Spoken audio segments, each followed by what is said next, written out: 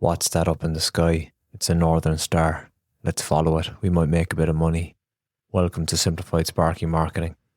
I do things a little bit differently in my electrical business to other businesses, and I work off something that I like to call my floor number. Now, what a floor number is the bare minimum that I want to make in a day that I am happy and I can give it the green tick, and I know that I've had a successful day, I've had a profitable day. If you rewind this right back to when I started my business, I was even working for like $70 an hour, something ridiculously stupid. I was even working off hourly rate. I was working for builders and all of this.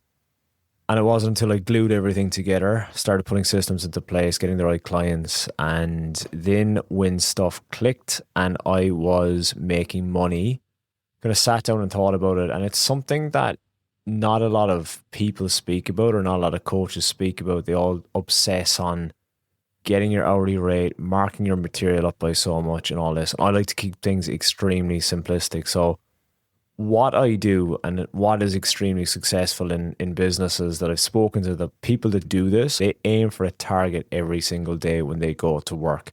So for example, if you're a single operator, even if you have got an apprentice or a tradesman with you, if you have got more staff members, your floor number may actually decrease because your overheads are going to be watered down by the number of staff members that are actually carrying your overheads. So how this all operates is I take what I am spending on materials for that day and I reduce it off I'm charging on the job. So let's say, for instance, we've got a $2,000 job and the materials are $100. And I know that I'm going to make $1,900 in that day after materials are paid. Everybody's got a different floor number, but you have to set what you want to earn in that day. And my prices and rates can fluctuate depending how I'm feeling, depending how my week is looking, depending how the day is looking and the items that are on the job. So for example, if you have got like a number of PowerPoints that are installed, or a great example of this is an EV charger. If you have got an EV charger and it is going to take you 4 hours, but you're making, let's say you're going to make $2,000 in profit in 5 hours. Let's just say your floor number is $2,000 and you clock that off in 4 hours. That's up to you. You can call it a day. Your floor number is met. You could finish that job in 3 hours because it's gone extremely efficiently and you're happy to go home. Some people starting businesses, their floor number that they want to work out, it could be 700, it could be 800, it could be $1,000 that they want to make after material is paid. Why this is a fantastic model to work off is when you figure out the wages that you want to earn as an electrical business owner and you're happy with and you're content, most startup businesses and business owners realistically could get a lot more of a wage for a lot less stress. So that's extremely important of why you should be paying yourself a proper wage. Now, what you do then is get that wage, figure out your overheads and what it costs to actually run the business and do the calcs. Be extremely realistic in regards to the days that you're going to be working. Realistically, it's going to be 9.5 to 10 months. If you're an employee, that is all you would be working. You wouldn't be working 12 months of the year. You'd be working 9.5 to 10 months because of public holidays, annual leave, sick days, etc. That's what you've got to count it off. When you get that figure, you can then divide it by the days that you're actually going to work in the year. So when you get your overall figure, divide it by the days you're going to work in the year, and it will give you a lump sum. Let's just say hypothetically it's $1,100. Now, every day that you go to work, as long as you're taking over that $1,100, you can know by a glance that you're profitable and you're in the green. That is a very simplistic way that I look at my business, and I speak to members about this of that's the way I do things.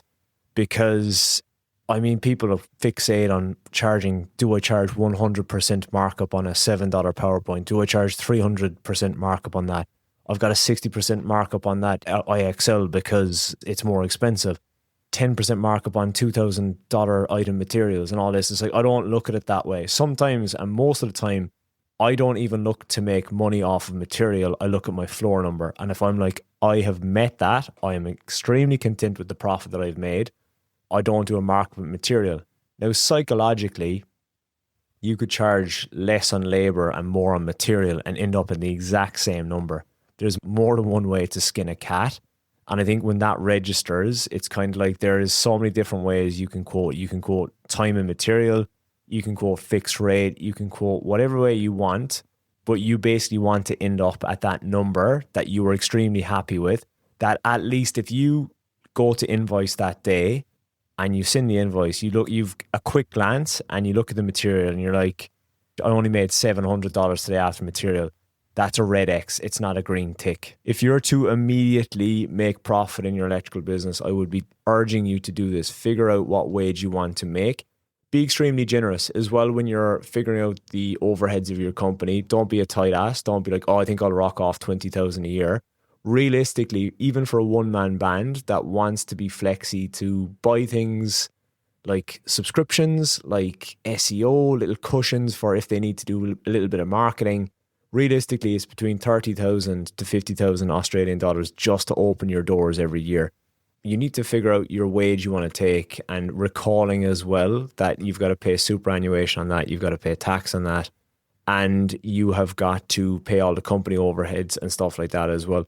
And as I said, don't be a tight ass with the company overheads, because there's little things that creep up, like van services, van tires, something happens to your vehicle, insurances, so on and so forth, nasty eye care bills that creep up in you that are a couple of $1,000s. All of this shit happens in business, and that's why you have to charge over what it costs for you to run the business, to make a profit, to run an efficient business. Hopefully this helps you see things from a different lens. I think it's quite insightful, and I wish somebody told me this a lot earlier, because I would have been making money a lot earlier. So hopefully this makes you some money. And as we are coming to the end of financial year, be sure to speak with your accountant as well. Have a chat with your accountant. Please do not wait until next month, because that is when you will be sorry that you didn't have that little one-on-one session with them, that they can delegate your tax and figure that out for you, that your tax is going to work out a lot better. And if you have money left over that you want to get rid on tax, there's some tax-free deduction dollars if you want to reach out to me. The links are in the description below. Chat to you next week.